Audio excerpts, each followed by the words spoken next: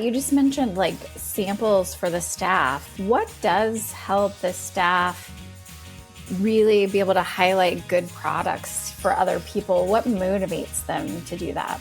Well, certainly when they've had the personal experience with it. Welcome to the Natural Products Marketer Podcast. I'm Tina. And I'm Amanda, and we're here to make marketing easier for natural products businesses so you can reach more people and change more lives. Hi there, and welcome back to the Natural Products Marketer Podcast. And we are hopping in here today to do an intro to a conversation that we've already had because we hopped right into the conversation. We were off screen and having a conversation, and I was like, we have to hit record right now, because we're missing all the good information. So I hit record and it abruptly starts. So we wanted to do an introduction because we had Lauren and Alina from Mastel that's up in Minnesota. And what a great little store that they have running there. And I was so encouraged listening to two wonderful, very economically aware and capable women retailers that are coming to us from Minnesota. What were your thoughts, Amanda? I was just blown away by how successful they've been able to be in such a small location. And I know that you were recently up at their store and they have like 800 square feet and it was just hopping. So I was really encouraged that you can be super successful even if you're limited by square footage. But we're just phenomenal people. Really just glad that we were able to sit down with them and learn what has led to their success. Yeah, so fun. And I think you're going to hear a lot of things. So this season, we're talking to a lot of different retailers, and we wanted to showcase the difference between a smaller store like that and how hugely successful they were.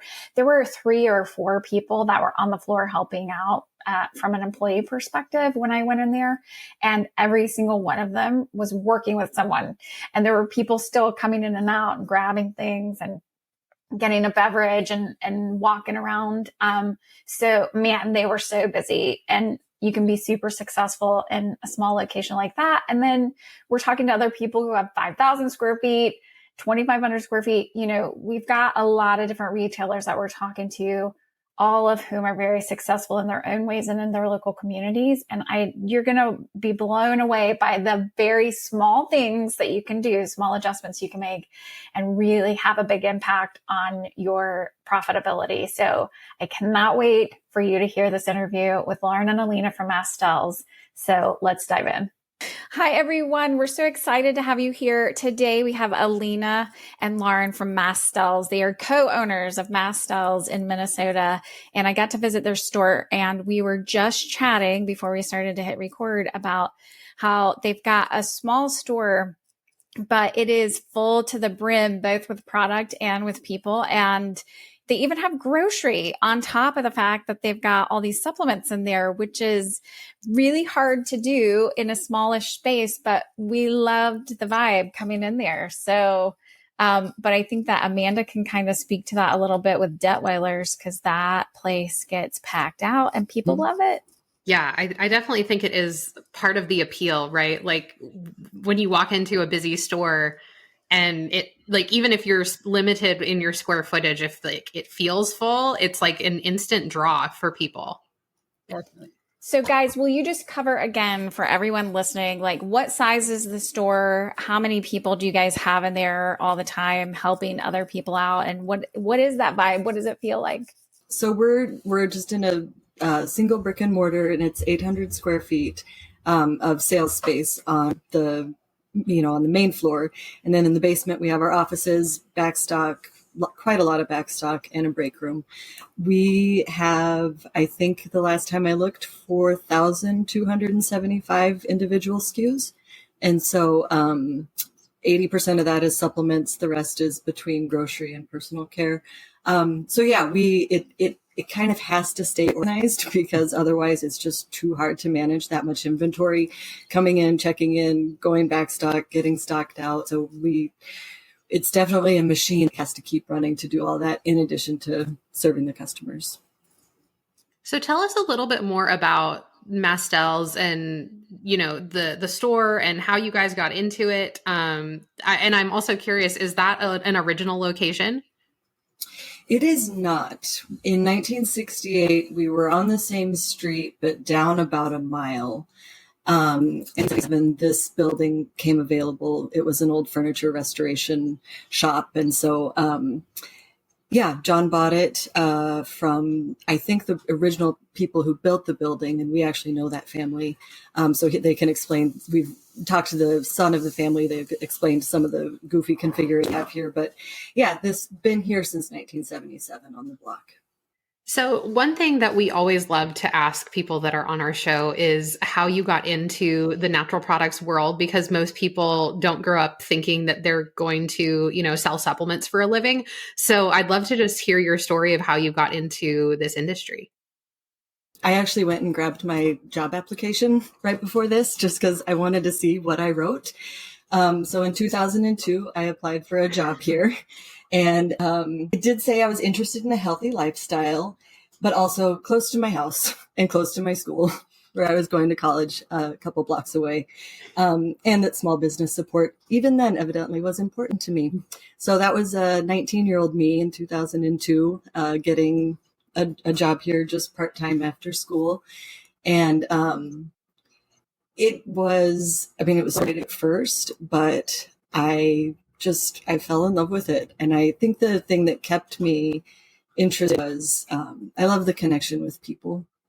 And in retail, you get a new thing every day. You get new people that you talk to, you hear stories, you connect with people. And I think that has kept it, in addition to all the other great things about the industry, I really, really, really like the people aspect of it. Yeah. And Lauren and I have been really close friends since about 2005. We met right when she came back from doing abroad post-college work and was coming back. And so she got her job back here at Mastel's at that point. And we became friends. And I guess I probably always have had sort of an interest in natural living. Mm-hmm. Just sort of, I don't know, my mother, it just seemed natural. I think in Minnesota, the environment's really important. We're like the land of the co-ops. People always say, so a lot of that really was kind of baked into our culture here too. It wasn't like a weird thing or fringy as much. And so it was sort of natural to hear about what Lauren was doing here at the store. And I was working a lot of retail, both corporate and also then got into more of the small business side and really loved that. And so in 2017, I had been a stay-at-home mom for a while. It was at a crossroads point in my life of what am I going to do now that he's going to school. And they needed someone to do social media and marketing because there hadn't really been a lot going on in that department for Mastel's. And so they're like, why don't you just come in and you can update the social media? And I was like, sure, no problem. That'll be great. And the kind of retail side of me took over from the management point of view, and we kind of grew together and just kind of kept growing and evolving. And yeah, the people, helping people, of course, I'm sure everyone says that, is just so rewarding. Mm-hmm. Well, I love the part of that I love, Alina, is that Mastel's took a chance. And I don't know, Lauren, if you hired Alina or if you just made a recommendation around that. Essentially, we created the department for her because truly, like our advertising and everything, I had taken some time off when I was born also, and I came back after 3.5 years in 2016 and went to the show in Anaheim in 2017. And so it was my first show back since I think 2011 or 12. Either way, all of a sudden it was like, oh, we need an Instagram. Like these brands, like they want to know all this, our advertising at that point. I would design a coupon in Microsoft Word and I would send it to the neighborhood newspaper and they would post it. That was our advertising. That was it. And so it just, all of a sudden it was like, nope. And we had a Facebook page. Nobody had updated it in years. And I thought I was the purchasing manager at that point and we had a general manager. And I just thought, I can't take this whole thing on. And Alina was already way more savvy with social media, even just in her personal life. She was clued into it. She's really, really good at picking up on trends. Like across a lot of different industries. She's a is it a bellwether canary? How do you call that? Like, canary in the coal mine. Not a canary in good... the coal mine. No. Like she knows about things. A lot of times she can scoop our brands before they even know, or the reps know. She knows the brands have come out with new product, and so either way, yeah, definitely created the position for her, and that was all she needed to just take it and run with it. And it turns out that in addition to being really good friends, we work well together. Yeah, it was risk. We were like, we don't know. We'll see. Yeah, well, so maybe three things that I love about that. Number one, Amanda and I are working together and we're friends. So we're hoping that all works out too, right? Yeah. But also, so people need to follow you. If you are a bellwether, then they need to follow you and see what you guys are doing.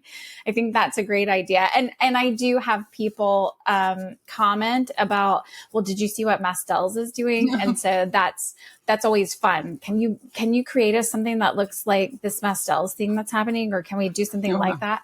So we do get requests around that, but I think the key for learning is that Mastel's took a chance in bringing someone in to do this specific job, because Amanda and I talk a lot about people want social media, maybe from us or maybe from another organization, but this type of business is very local, and you need someone who's in the store who can get the pulse and feeling of the community. Like Minnesota is going to be different. You're talking about all the things that are baked into that culture. It's going to be very different from the people down here in Georgia.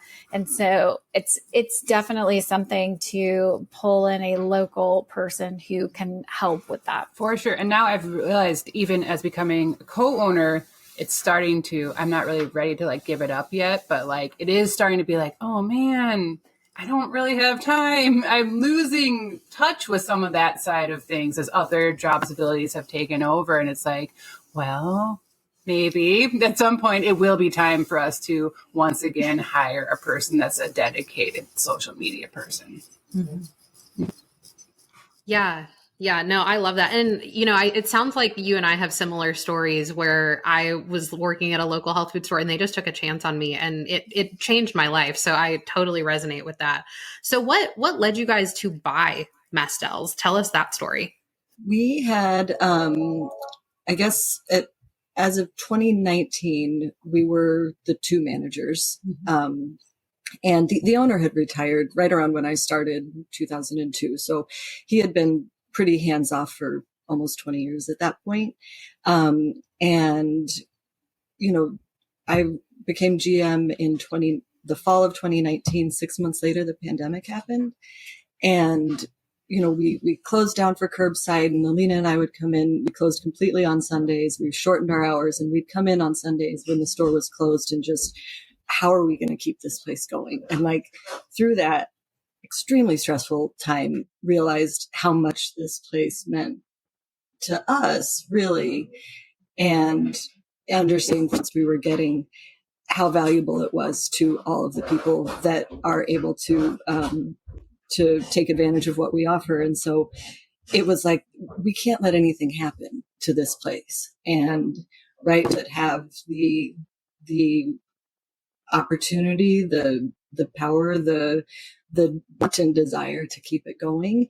So we basically had to figure out how to buy a business, which was, it took every bit of almost 2 years finding bankers, finding out that we needed bankers, finding out that, when you don't know what you don't know type of a thing.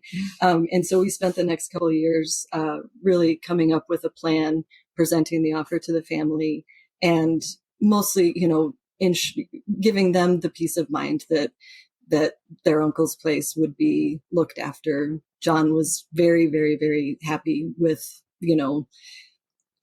with the fact that it was going to be, his legacy would be continued.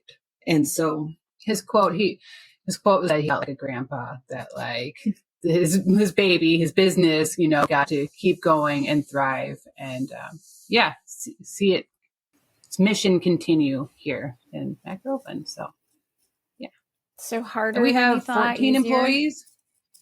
Oh, quite a bit harder. Quite a bit harder. Like, really, really hard. Like so many unknowns, so many meetings, so much of just like putting yourself out there. And I were part of some independent business, local independent business groups around here. And I was in a breakout group from one of those. And in a way, it was like we were just sort of training. We were acting business owners. We were joint actions, even though we were technically just managers. And so we were kind of testing the waters and seeing like, yeah, this is something I really, really want to do. I want to be a part of the community in this even more meaningful way. We've recently joined our area chamber. That starts to get into things where you can have like, influence in legislation that affects your business. We're talking about sales tax here in the metro area right now, and having a voice for that. And so this is separate really from the health food entirely, but just as business owners, I think we were both really motivated to step into this next phase of our life where we can truly, truly impact our community in a positive way and in a way that small business has the unique opportunity to be able to do. Mm-hmm. Yeah, I love that. And I know that there are other people in our industry that are in similar situations where, maybe the original owner or the founder of their health food store is nearing retirement age and maybe they don't have kids that want to take on the business and all of that. So what advice would you give to other people out there like you that are interested in, taking that step of faith and deciding that they want to carry the baton from the founder? Yeah, I would say we definitely reached out to other small businesses in our neighborhood who had been through the process. And we're like, what'd you do? How'd you do that? And they're like, oh, we've got this guy, Steve. He knows all about this stuff. Let's give you his number. And we were like, cool, thanks. And so it was a small independent art supply store, wet paint that's down from us. And so those guys were invaluable. That started was like, that got that ball rolling. Being involved in our the Metro IBA, the Independent Business Association, is how we did find our banker, which was somebody that you are going to work really closely with and you want to feel really good about because you are putting so much trust in them that they're guiding you through all the steps. And it's so much paperwork and it is so overwhelming. So having someone that is calm and is pro and they know it and they've done it was really awesome. So we found our banker, Julie, through that group and kind of just even going off vibes that way too, being like, I like how they make me feel. Like, I feel like I can trust them. I feel okay about this. And just kind of one foot in front of the other and like let those people who've either understand the process or been through the process tell you what step is next. And then you just have to kind of trust from there because you can't see 10 steps ahead. They can maybe, but you can't. And you just have to be assembling paperwork or, getting numbers together or whatever. And then the hardest part, I would say, was that we had to do it all in secret, which kind of was a bummer. We couldn't tell the employees which was really, really hard for us. I mean, we were having people come to the building and we were having people and we had to be like, oh, it's insurance. It's nothing. And that felt terrible. Like we did not like having to keep it from our employees, but it is kind of a requirement. So kind of being prepared that like, it's not like being deceptive, but if you are somebody who's really, on a team with your employees, you kind of have to be prepared to have this big for like 18 months, 2 years, and kind of be acting covertly and just mentally prepare for that. So when we were finally able to be like, we did this thing, I hope you're happy. It's like really great when they were like, yay, we're so happy. But it is a weird feeling and a weird limbo place to be for a lot of reasons. So that was a part of the challenge. Yeah, because you don't know until the ink is dry. Things changed the night before with our loan that could have changed the entire thing. And there's no door on the office down here. We are open. The kitchen's right across the desk from us, so there wasn't a door to even close. So we did a lot of walks. Took a lot of walks, which was great for the steps. All right. Well, you guys are doing a great job because like I said, the place was hopping whenever I got there. So tell us outside of social media, biggest marketing things that you've done, even when you weren't owners, like if you remember some tactics that were key in moving the needle on increasing revenue and profitability, let us in, spill the tea. Yeah. Some of them are really like simple and obvious, but worked really, really well that I started right away, which was like a sandwich board out front of the store, was huge. And we could see it in the numbers even right away. Like whatever I would put on that sandwich, people would store and say, well, what is it about mushrooms? What does that mean? And like the conversation just started, and it was like, wow, that's so cool. And we'd often have people on staff that like to draw or use a creative side. It was something that they could do during their day that was a little bit different and inspiring for them too. And yeah, it's been really cool to see something so traditional, so simple, and it like jazzes up your curb appeal. And it's just really cute and kind of quaint for a small place like us. We had a lot of it. So we still make a point, as long as it's not raining or snowing, to get the sandwich board out. And we've made some kind of yard signs too, and kind of rotate those around too. When we were able to bring in THC, we had a sign, obviously, that we've got this. So that was great. And then we still do use direct mail coupons, which another traditional kind of advertising thing that our customers really like. And I've had new customers at the register say, like, I got this in the mail and I decided to come check you out. And it's like, oh, that's cool. So those are some sort of like analog ways outside of social media that like tried and true. And the, direct mail is not crazy expensive compared to some other forms of advertising. And then we also always had a punch card going way, way back where, you spend $10, get a punch, and you collect your punches on your little card and then turn it in for a discount at the end when it's full. And we switched it over to a digital. This is one like kind of modern upgrade. We still offer the paper punch cards for anyone who prefers that, but so many people were happy to get the cards out of their wallets and into a phone number system, loyalty system with us, that we kept track of their points. And now we use it they can buy like swag with it, with their points. They can buy a Mastel's t-shirt or a mug, or they can use it for discounts. And even in our Google reviews, people call out the loyalty program. And I think these days, economically, how people can be in charge with coupons and discounts to maximize what they're getting, it's really important to the customers. So I would say those are a few ways that are outside of the realm of social media that we're finding are really effective. I love that they can buy swag with the points. I haven't seen a lot of that happening, but wow, your customers who are already loyal are now your billboards, and they did it on their own. Like they took something valuable that they had and they're buying your stuff. That's wonderful. I love that. It took us a long time to get to a private label, just because our reputation was something that was worthy of the Mastel's name. And I think it was probably 2018, around then. One of our reps from a former company worked with Reliance, and we found them to be, they ticked all the boxes. They carry a lot of the same patented name brand ingredients that you'll find in national brands. And I liked the idea of having the private label not be the least expensive generic on the shelf. It is, in a lot of cases, it's sitting side by side a national brand, and we can tell the people they're buying their materials from the same place. And so we have found that people, if they're only buying the private label for one particular product, then it's a very, very easy for them to switch, all of their stuff, their minerals, their, fish oils, everything like that. They're like, oh, well, I can just get that in the Mastel's brand because I've already had something from that brand that I really like. And so then we know from our perspective, they can't buy it anywhere else, so we don't have to worry about trying to price compete online with stuff like that. And so I just felt really fortunate that we were able to find a brand that was worthy of our reputation, and that it wasn't going to be just the generic. It was going to really kind of be like, these are the ones that we stand behind enough to put our own name on. And so we've really enjoyed working with them, and we're growing that line all the time. And we just recently expanded to essential oils. Oh, I was going to say, we expanded to essential oils also with a local company. In our private label. Our private label. And that's been really cool to see that. Just growing little branches off of it. And the customer's really responding to it. It's cool.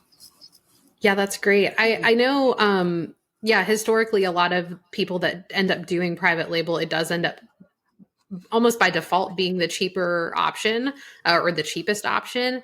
It's interesting to me that that's not necessarily the case for you. I actually really like that approach because it shows like this isn't just a budget friendly line. Like, and there probably is some cost savings between you and like a national brand, but if it's close, it's like, oh, well, this is like really good quality. It's like just like a subtle marketing hack that, the customer doesn't necessarily realize until after they've made that purchase. So I think that's really interesting. And then from a like profitability standpoint, have you found that your margins are significantly higher on the private label? The brand recognition. It's the brand, is so important. And we've made an effort. I took over the role of designing some of the color and font choices, things like that, and really keeping it all cohesive with the store. And we have like a branding style guide that I use that I have up at my desk, and I refer to it for when I'm making those choices. And if you have like a color palette or a branding story that you're using throughout your store to really like lean, I mean, as long as you like it, maybe it's a time to reevaluate that. But if you really like it, lean on it. So ours are like a sage green color, and sort of using that in the private label in our marketing materials, even in like our t-shirts and mugs and things that we're doing, so that everything kind of flows and you get your Mastel sort of feeling. Even when it's sitting on your shelf, it feels like Mastels, it looks like Mastels, and hopefully it makes them feel happy and like they want to come back to Mastels and keep shopping. Yeah. So what do you guys see like coming down the pike for marketing for you guys? Like what's next that maybe you haven't done before or that you're going to put extra effort into? Well, we've talked about a bus bench that we'd really like to do that, but we haven't found one. Bench. I really want to be, it's all real estate agents, and I really, really, really want one for Mastels. Just because we don't sell online, we're really so hyper local that I was like, it doesn't, going viral, fun and interesting and entertaining, but it's definitely not a priority for us. We're a brick and mortar store, doesn't sell online. We need people in Minneapolis, St. Paul, Twin Cities area to find out who we are and want to come into the door. So some really hyper local advertising that way, which physical advertising. But then we're just deciding now to partner with a local radio station that's independent, that plays 60s, 70s, and a little bit of 80s classic hits. And they're really cute and really fun. And they have a better value for radio advertising than we've found through like iHeartMedia or big national places.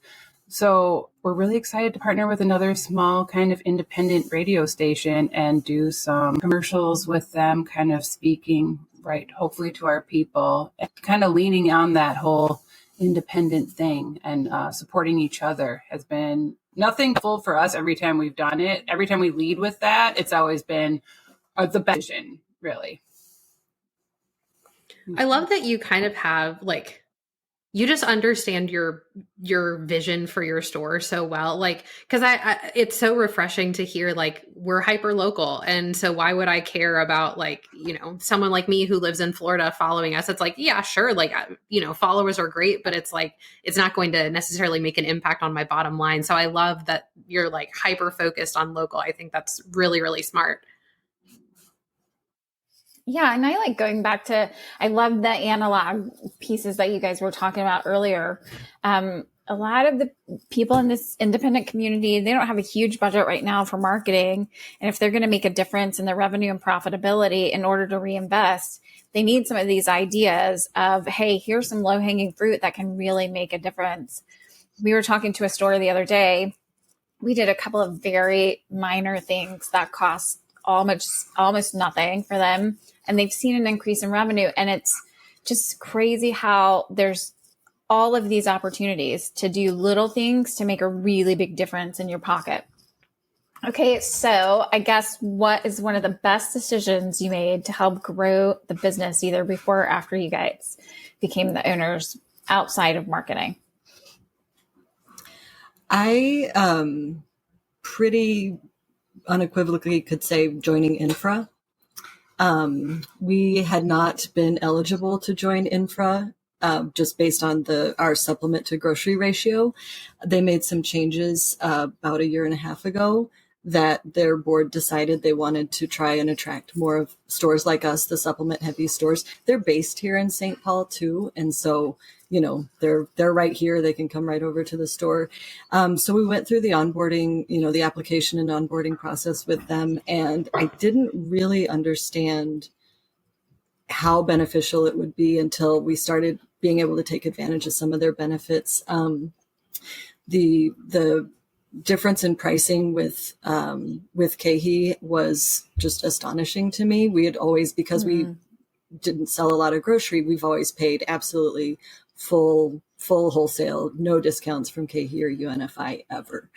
And so the first time I saw things coming in that like we were actually going to have a margin in grocery, it just blew my mind. And then there's a message board that they have that's a bunch of stores like us, independent stores. We are in the land of the co-op. I think there's only maybe 2 other infra stores in Minnesota.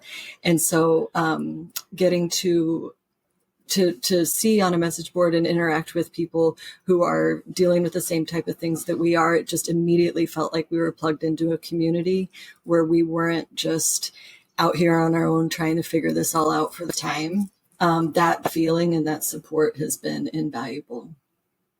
Yeah, and I would say just as our owner previously was, in his twilight years, elder years, and had been retired for 20 years. He had moved on to other passions and his orchard and things like that.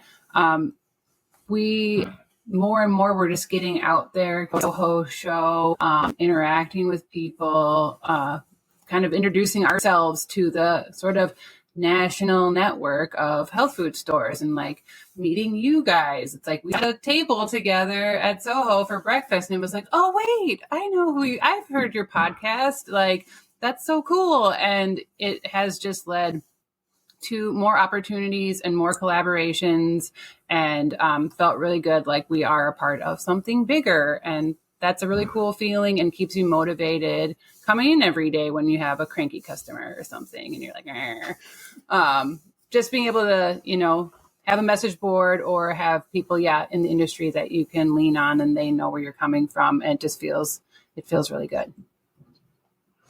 Yeah. Being a business owner is a lonely life sometimes. And 2 things that you guys were talking about, both community just now within the natural products industry, but also you heavily leaned on your own community that didn't have anything to do with natural products when you were purchasing the store. So I strongly believe you need both of those communities. You need people who know the type of industry you're in, who do what you do, but you've got to also get the fresh information from outside of our little bubble and our world here. And so it's amazing that you guys, you've done so well. And I do think that, reaching out and networking and being part of these communities has probably been a great idea for your growth and been very helpful, I can only imagine. Yeah, for sure. And if you have any chance to do it with your best friend, that really helps. That's awesome. Okay, well, guys, thank you so much for being with us. We're coming to the close of the episode here, but we do typically ask some standard questions, and I usually let Amanda do it. Are you prepared, Amanda, with the question? Okay. She's doing that because she knows I'm never prepared with the question. So I'm very grateful that she's my detailed person behind me. Okay. One of our standard questions is, who do you like to pay attention to in the industry and outside of the industry to stay on top of all of the marketing trends, on top of just how to be a better business owner? I like to be active on LinkedIn a lot, actually. I would say it's become, and I know in reading, and I actually have a lot of newsletters that I get. There is a woman, now I don't know her name. I'm terrible with names. Melanie from Unwell has a newsletter, pretty sure like a Substack. That's really interesting. I think her book was The Gospel of Wellness. You guys can fact check that for me. But she has really interesting take on keeping things scientific and kind of holding the industry accountable. which I really like. But then also, LinkedIn, I kind of follow everybody that I can on there in the industry, because I think people are just kind of approaching that social media with such a different communication, collaboration vibe, and like kind of this is what's happening and what they're excited about what's going on in their lives in a different way than Facebook or Instagram is more about like, I am showing you a glossy billboard of stuff, or I'm advertising. Whereas LinkedIn's a little more raw, a little more, but still polite, I guess, as well too, which I really like. It's not political. Usually it's not, about your kid even, or, oftentimes it is work focused. And they do say that the generation folks are really interested in LinkedIn as a social platform as well. So I'm really interested to see they are using it. That's a rambling answer. That's very good. I actually like to, I read a lot of the local papers, the neighborhood papers, our local city paper. I like to see the news that our customers are reading. Just to kind of get the vibe and keep the pulse of the community, just to see what's being reported on, what's being called out. I mean, certainly if it has anything to do with vitamins and supplements, we see those articles come out around.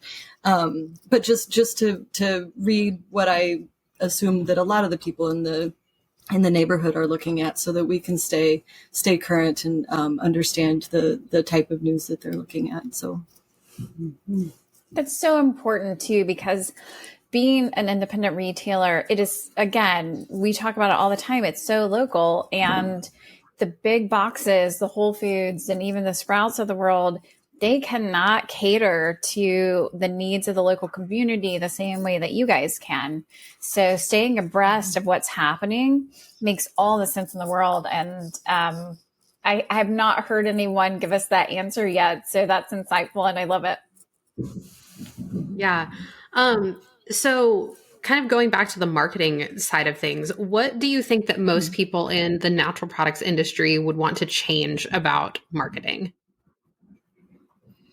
They probably want to get rid of TikTok is what they would want to do if they could.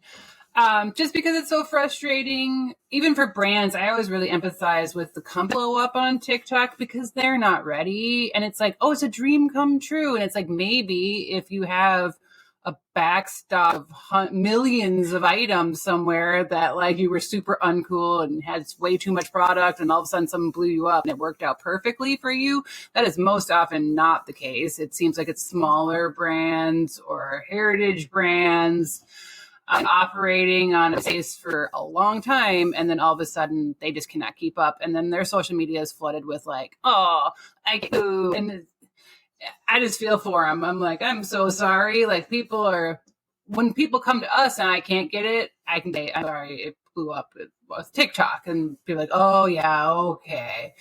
But yeah, when you're the brand itself, it's just like, so, and just the misinformation is really sad too. Like, and luckily we are in a really great position to work with people one-on-one and, kind of dissuade them from certain things where you're not official for them. Like, yeah, I mean, that's cool. It's fun to chlorophyll in your water. And if you're going to altitude, like that's a great idea. But like, if you're just sitting around in the office, it's maybe not what you need to have, but what, is it energy? What are you looking to? What are your other stuff to talk to you about? So it's a fun way that it brings people into the store. But yeah, if I could actually get rid of it, I probably would. Just for the health stuff. It's fun for other things. Dances are great. Oh, I love that. So what do you think is going to be like the most challenging thing that our industry is going to face over the next 3 to 5 years?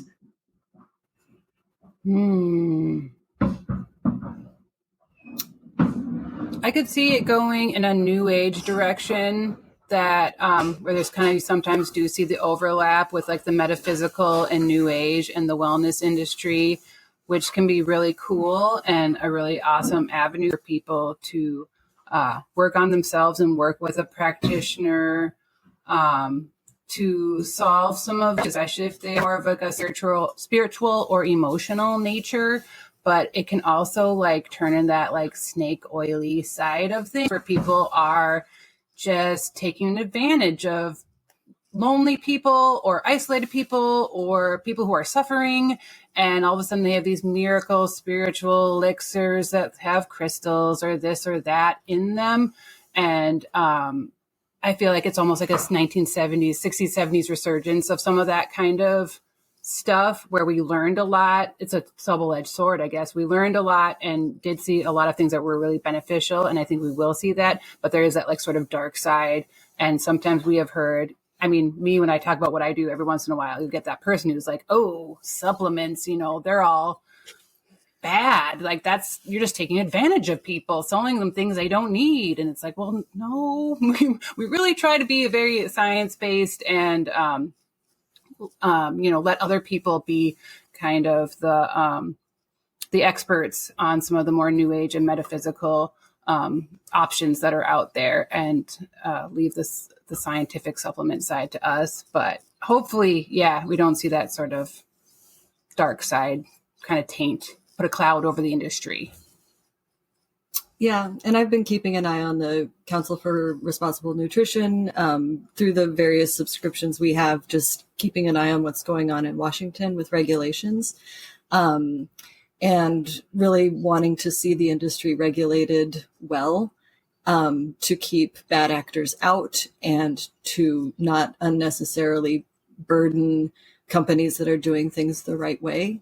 And so just hoping that our lobbies are strong enough to keep our access to supplements as good or better than, you know, the way that we have it. And so, yeah, just keeping an eye sort of at that government Washington level, what's happening with regulations and DSHEA and things like that. Mm-hmm. Mm-hmm. Yes, and thank you. Please keep doing that. We need it. So what do you think is some low-hanging fruit that independent health food stores like you can take a hold of and get some quick wins in their businesses today?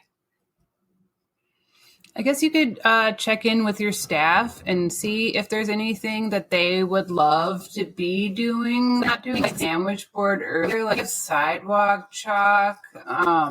And yeah, like doing the board and letting people get creative. A window display.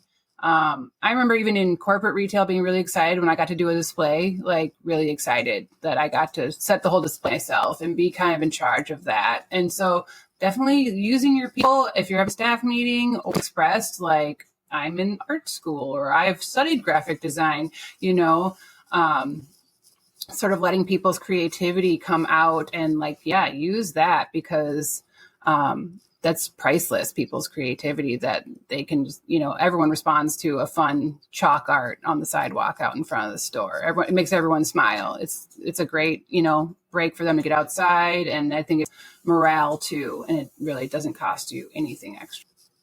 So lastly, do you have any vendors that you absolutely love working with that support you guys really well? And why do you love them? Let's see. We have a lot. Just some that come right to the top of mind. True Grace, Brian and Christy's company that they started during the pandemic.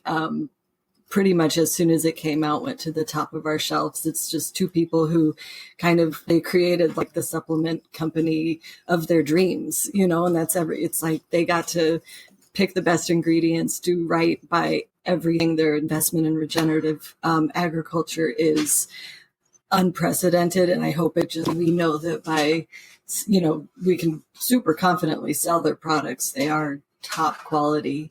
And that we're supporting down the line other missions involved with. And I just heard this morning they're going to be coming through town doing a dinner training.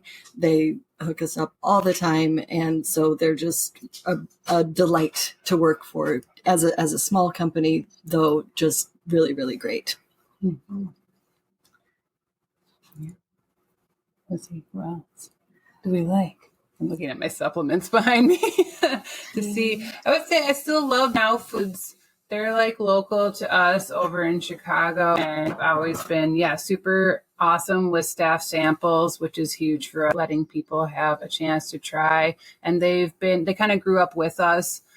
in the whole industry. They started the same year as we did. So when they had their 50th anniversary, they kind of had a little shout out to Mastel's with a picture of John with all the now supplements behind him in the background. And there was a few years ago, I got to go tour their facility and just see their labs and how they manufacture the product. And it's just really cool to see them, like, what they're using their power as a kind of mid-sized, large company to keep the industry in check and like make sure that, some of the Amazon actors and things and, checking to see what's in those bottles. And it helps us on the sales floor to say like, hey, this company, yeah, you can buy it on Amazon for cheaper, but are you going to get what you think you're getting? Like, it's pretty much showing up that it's like, you can take that risk, but I can tell you that this supplement is what it says it is if you're buying it from me. Yeah, that third-party testing that they're doing on supplements that they buy off Amazon has been, and then they send us the results and we print them out and we post them so that we can point to people. And it's like, if you want to save the $5 and spend your money here, it might be a get what you pay for situation. And so they've supported us well in that. Yeah. Well, kind of speaking of that, you just mentioned like samples for the staff. What does help the staff really be able to highlight good products for other people? What motivates them to do that? Well, certainly when they've had the personal experience with it. I mean, especially when you're starting out, or if maybe you're in a section that you're not super familiar with, but that's the immune supplement that you take and that's the one that you rely on. That's going to be the easiest one to sell to a customer because you can give your own personal story about it. And so if companies are generous with their samples, they can get, the staff taking the products. It's not a guarantee, but it's pretty dang close that's going to be the one that they're going to pick when they're in an aisle with, maybe 10, 12 different options. And so that I have always seen is just the mark of a company that knows what they're doing is the one that is generous with their staff samples. And it's not just that we're greedy and want all the stuff for free. It's truly, I think it's on their part, one of the best sales techniques that they can have is get people taking their products on the staff. And trainings. Oh, and trainings. Yeah. I would say in-person trainings, especially, there's kind of a tiered level of different kinds of trainings. I mean, expert voice, and our staff loves that. And it's a way they can earn samples, earned and learned. But also when a national educator kind of makes the rounds and comes in and our staff can ask all the hard-hitting questions and they can really dig in deep at our knowledge level and explain why and their story. And that always makes a huge, every time there's a training, that product line is getting a bump in sales. Always, every single time. That weeks after it just went up because all that information's fresh in the mind and the employees are excited and they probably got a free product that they're trying and it just works really well. So we're hoping that more and more that keeps coming back. Obviously the pandemic put a little dent in that, but we are seeing it more and more and it really does make a huge difference for sure. Awesome. Well, thank you ladies so much for being with us today. We really appreciate your time. And to our listeners out there, if you're ever in the Minneapolis, St. Paul area, make sure to stop by Mastel's. Yeah, it's a great store. Plus, we just like you guys. Thanks so much for having us. Yeah, thanks for having us.